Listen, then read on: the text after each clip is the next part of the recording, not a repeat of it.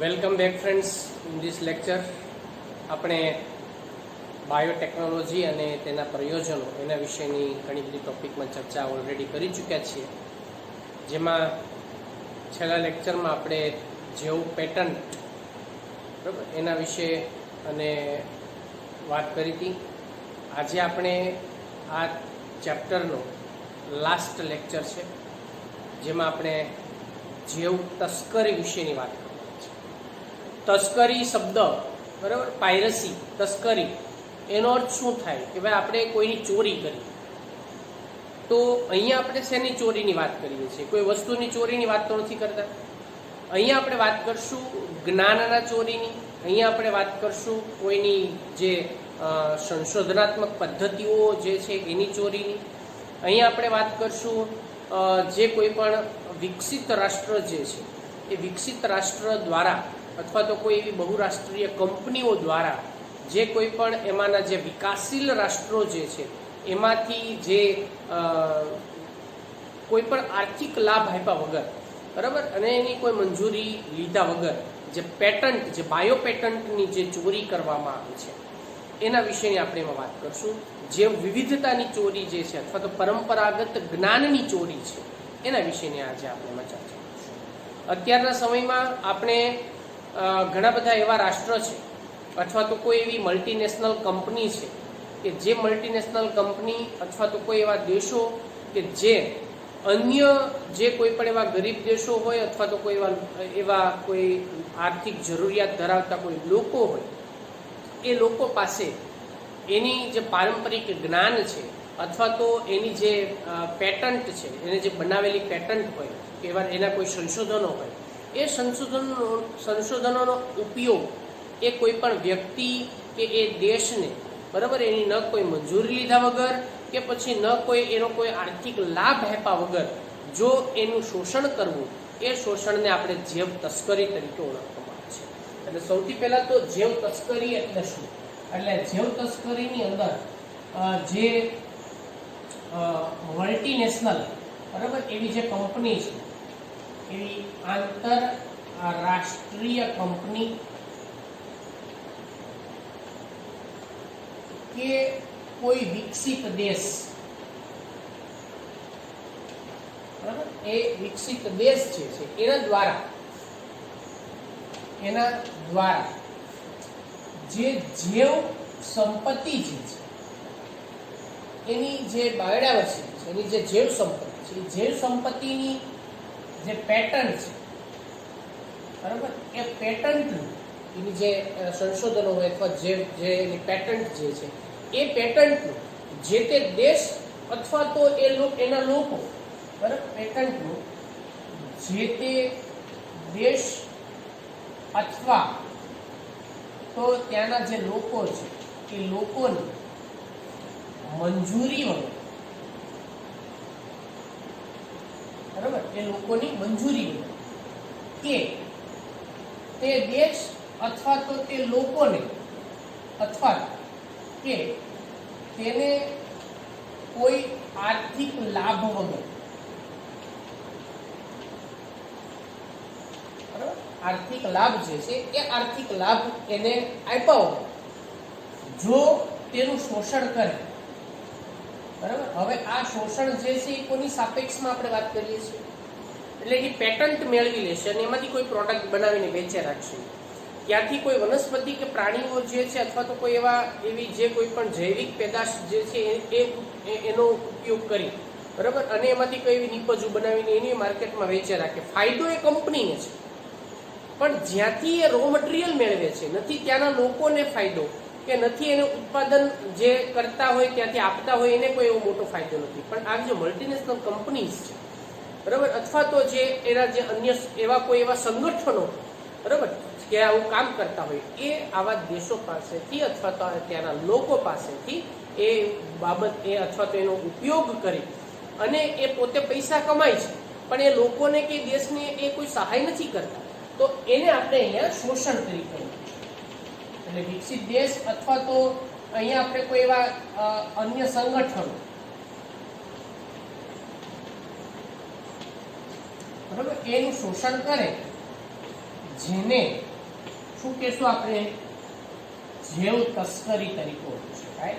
એને આપણે જૈવ તસ્કરી, બરાબર, એને જૈવ તસ્કરી કહે છે.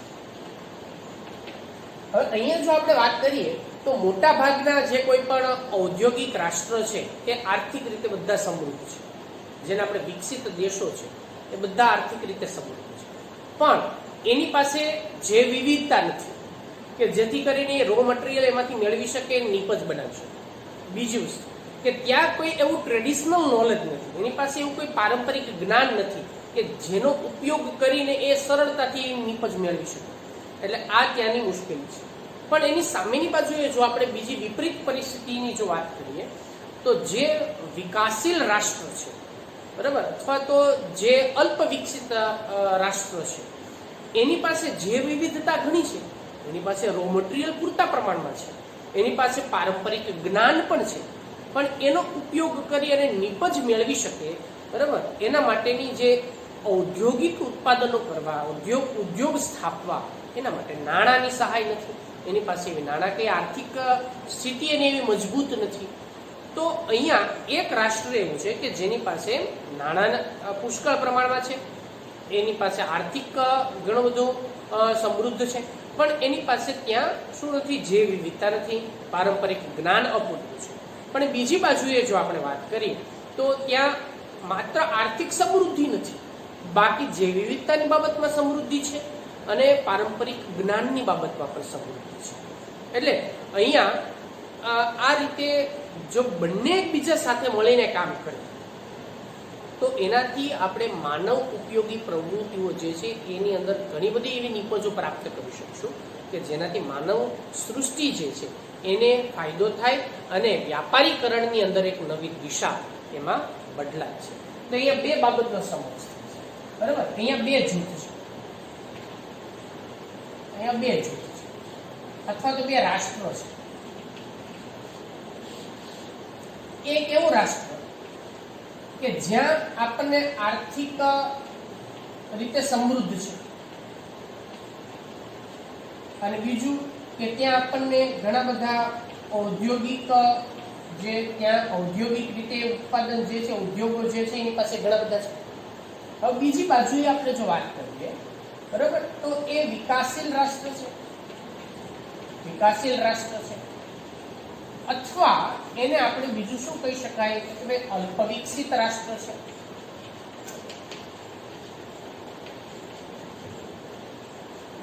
એની પાસે, બરાબર, આની પાસે જે વિવિધતા છે પુષ્કળ પ્રમાણમાં, જે વિવિધતા અને પારંપરિક જ્ઞાન, પારંપરિક એનો જે જ્ઞાન છે એ જ્ઞાન એની પાસે છે, જે અહીંયા એનો અભાવ છે. આ ઔદ્યોગિક રીતે સમૃદ્ધ છે, આર્થિક રીતે સમૃદ્ધ છે, પરંતુ તેની પાસે જૈવ વિવિધતા, બરાબર, અને પારંપરિક જ્ઞાન એનો શું છે? અભાવ છે. એટલે એ બે વસ્તુ. હવે આવા જે જૈવિક સ્ત્રોતો અને પારંપરિક જ્ઞાન બંનેનો જો ઉપયોગ કરવામાં આવે અને એના દ્વારા જો કોઈ આધુનિક પ્રયોજન જો કરવામાં આવે તો એના ફળ સ્વરૂપ, એટલે જો આ બંનેને ભેગા કરવામાં, બરાબર, તો એના ફળ સ્વરૂપે શું પ્રાપ્ત થાય છે ભાઈ? તો કે એના ફળ સ્વરૂપે વ્યાપારીકરણની અંદર નવી એક દિશા મળે છે, જેનાથી સમય, શક્તિ અને ખર્ચ એનો બચાવ થાય છે, બરાબર. જેથી એમાં આપણે જો વાત કરીએ તો સમય, શક્તિ અને ખર્ચ, બરાબર, એનો બચાવ થાય છે અને આખી એક નવી વ્યાપારીકરણની દિશા જે છે એ તેમાં વિકસિત થાય છે. પણ પરિસ્થિતિ એવી છે કે વિકસિત રાષ્ટ્ર જે છે, બરાબર, એ જે વિકાસશીલ રાષ્ટ્ર છે અથવા તો અલ્પ વિકસિત જે દેશ છે એનું હંમેશા શું કરે છે? શોષણ કરે છે. એટલે આ રીતે એની અંદરના જે કોઈ પણ એને કોઈ લાભ નથી આપતા, છતાં એની નીપજ જે છે એમાંથી એ ઉત્પન્ન કરી અને માર્કેટની અંદર વેચે છે, પણ એને કોઈ લાભ થતો નથી. એટલે આનાથી શું થાય કહેવાય કે અમીરી જે છે એ વધતી જાય ને ગરીબી જે છે એ ગરીબી જ વધતી જાય છે. એટલે આ રીતે બંનેની અંદર જે એનો જે જૈવ વારસો છે, બરાબર, આની પાસે એનો જે જૈવ વિવિધતા જે છે, એનો જે જૈવ વારસો છે, એની પાસેનું જે પારંપરિક જ્ઞાન છે, એ પારંપરિક જ્ઞાન અને એનો જે જૈવ વારસો છે એનો ઉપયોગ આ આર્થિક સમૃદ્ધ જે છે એ લોકો દ્વારા ન થાય એના માટે એનું વૃદ્ધિગત જ્ઞાન જે છે, એનું પારંપરિક જ્ઞાન છે, એની ઉઠાંતરી કરી અને એને નવા સ્વરૂપે પ્રગટ કરી અને એમાંથી જે એ લોકો આર્થિક જે સદ્ધરતા પ્રાપ્ત કરતા હોય છે, તો આના માટે પ્રતિબંધ લાગવામાં આવવો જોઈએ. એના માટેના ચોક્કસ પ્રકારના જે નિયમો છે એ નિયમો એની અંદર આપણને બનાવવા જરૂરી છે. એટલે જેના માટે બરાબર, એટલે આમ જૈવ વિવિધતા અને પારંપરિક જે જ્ઞાન છે એ જ્ઞાનની ઉઠાંતરી ન થાય અને લોકોને તેનો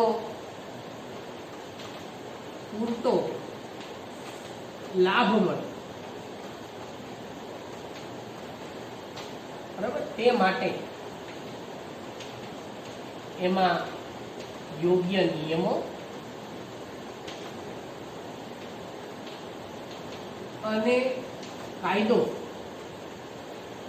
એ બનાવવો જરૂરી છે, જેથી વિકસિત રાષ્ટ્ર જે છે એ અલ્પ વિકસિત કે વિકાસશીલ રાષ્ટ્ર અને ત્યાંના લોકોનું શોષણ કરતા ઘટે, શોષણ કરતા બંધ થાય છે. બરાબર, આ જ રીતે આપણે જો કદાચ એવા પારંપરિક વારસાનો ઉપયોગ કરે, જ્ઞાનનો ઉપયોગ કરે, પણ અનુમતિ લઈને અને આર્થિક લાભ આપીને ઉપયોગ કરે, બરાબર, તો એની અંદરના આપણે જે કોઈ પણ ફાયદો જે છે એ યોગ્ય રીતે એ લોકોને મળી શકે છે. અને આના માટે પેટન્ટ જે કોઈ પણ હોય એની અંદર આપણે જો વાત કરીએ તો ભારતીય સંસદની અંદર એના માટે ઇન્ડિયન પેટન્ટ બિલની અંદર પણ સુધારો કરવામાં આવ્યો છે, બરાબર, અને જેના માટે ભારતમાં જે ઇન્ડિયન પેટન્ટ બિલ, બરાબર, ઇન્ડિયન પેટન્ટ બિલમાં સુધારો કરવામાં આવ્યો છે.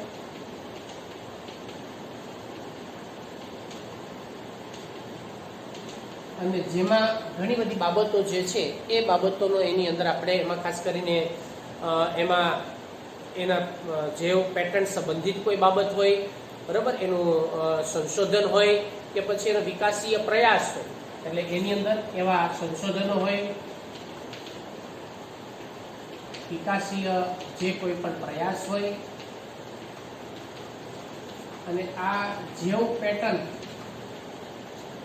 સંબંધિત બાબત હોય,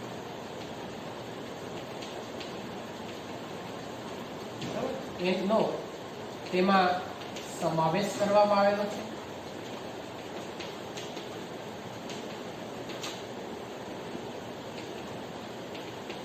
જેથી આ જે જીવ તસ્કરી છે, બરાબર, એ જીવ તસ્કરી એનાથી ઘટી શકે છે, ઓછી થઈ શકે છે. હવે એના માટેનું હું એક બીજું જો ઉદાહરણ તમને આપું, બરાબર, એક ઉદાહરણ તરીકે જો આપણે એમાં વાત કરીએ તો પશ્ચિમ આફ્રિકા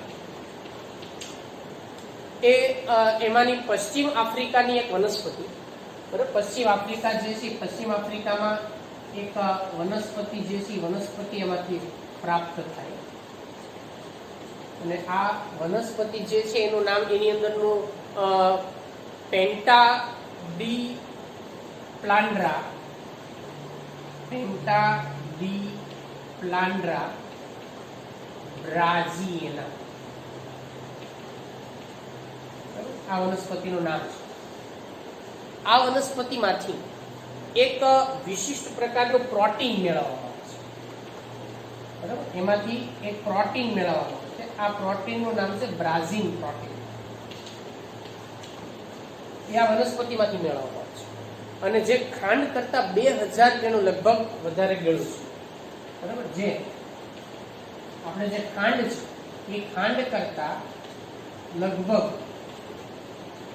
કેટલું તો કે 2000 ગણું એ ગળ્યું છે. અને પાછી એની અંદર કેલરી જે છે ગળા પ્રમાણે અમુક જે કેલરી છે એ પણ ઓછી છે. એટલે ડાયાબિટીસની અંદર એનો ઉપયોગ જે છે ડાયાબિટીસના દર્દીઓ માટે એનો ઉપયોગ કરવામાં આવે. પણ અમેરિકા જે છે એ અમેરિકાએ એ પ્રોટીન જે છે બ્રાઝીલ પ્રોટીન, બરાબર, એ બ્રાઝીલ પ્રોટીનની પેટન્ટ મેળવી. બરાબર, એને એની પેટન્ટ જે છે એ મેળવી.